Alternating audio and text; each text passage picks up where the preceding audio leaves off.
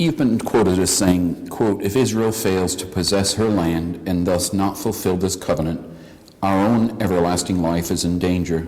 You've also said, "When Israel makes concessions, she is rewarded with violence." What is your hope for the future of Israel and the Jewish people? Well, I think ultimately that quote comes from my understanding of the Abrahamic covenant, because in Hebrews chapter 6, the writer sets forth the Abrahamic covenant as an illustration of God's faithfulness to the Christians in the new covenant. So essentially, if God breaks all his promises in the Abrahamic covenant, then what guarantee do we have that he will not break his promises in the new covenant? And after all, his promises that he made in the Abrahamic covenant were said to be everlasting. And so does the word everlasting not mean everlasting? So in a way, I'm not saying that. The writer of the book of Hebrews said that.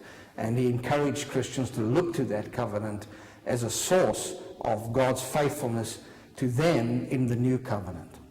And so I see that outworking today. I see a relationship between the land and the people that is undeniable. I don't believe for one moment that Israel will get all the land promised to her in this time. I think that's a messianic promise.